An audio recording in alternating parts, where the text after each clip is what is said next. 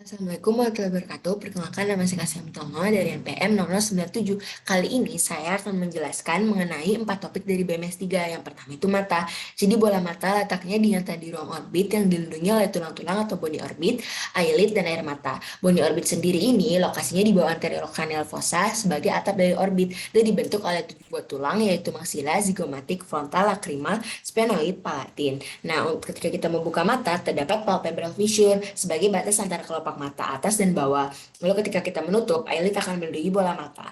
Pada kelopak mata, terdapat orbicularis oculi yang fungsinya untuk menutup kelopak mata yang dipersarafi oleh nervus 8. Nah, pada mata juga terdapat kelenjar air mata atau lacrimal gland yang fungsinya dia itu untuk memproduksi air mata dan dirangsang oleh sistem saraf otonom.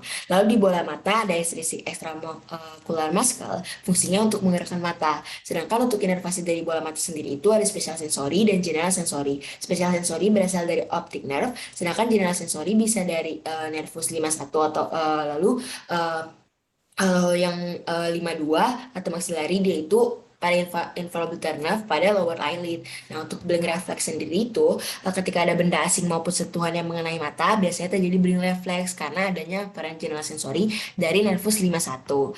Nah, untuk yang kedua adalah telinga. Jadi telinga itu merupakan organ pendengaran dan keseimbangan kita. Jadi dia itu terletak di petrous part of temporal bone. Selain itu terdapat nervus 7 dan 8 di mana nervus 8 itu merupakan vestibulococlear, fungsinya untuk pendengaran. Nah, telinga itu dibagi menjadi 3, ada external ear, middle ear, sama internal ear. External ear itu bagian yang terletak pada lateral kepala untuk mengumpulkan dan meneruskan gelombang suara ke membran tipani. Yang kedua ada middle ear, dia sebuah ruang pada petrous part of temporal bone untuk amplify dan mengoduksi gelombang suara ke internal ear.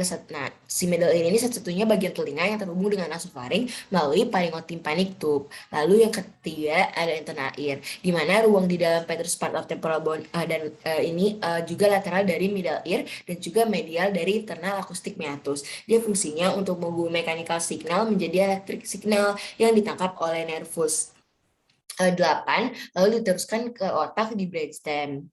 Nah, selanjutnya ada nekfasia. Nah, nekfasia sendiri ini dia tuh terdiri dari triangle, anterior triangle dan posterior triangle. Nah, anterior triangle dibagi lagi menjadi 4 triangle yaitu submental, submandibular, muscular, dan carotid triangle. Lalu leher itu terdiri dari beberapa kompartemen atau ruangan antara lain visceral compartment, vertebral compartment, dan 2 vascular compartment. Nah, kalau kompartemen ini dilapisi oleh fasia. Nah, apa itu fasia? Fasia itu sebenarnya merupakan suatu lapisan di bawah kulit yang terdiri dari superficial dan difasia. Nah, superficial ini terdiri dari pembuluh darah, persarafan, dan juga otot-otot. Lalu di fasia itu ada 4 yaitu investing layer. Lalu vertebral layer yang melapisi vertebral kolum dan otot di sekitarnya. Lalu ada trachlear layer dan yang melapisi organ viscera di leher.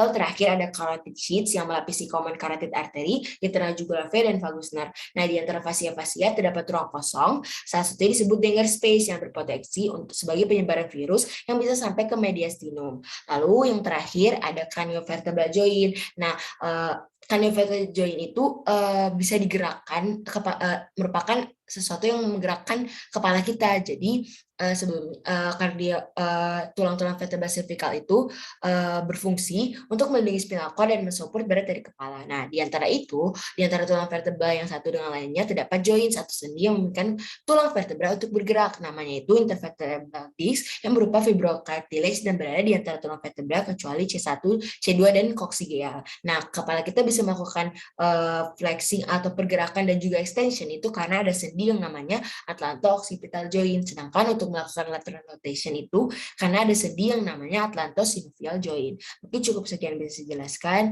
Lebih kurangnya mohon dimaafkan. Wassalamualaikum warahmatullahi wabarakatuh.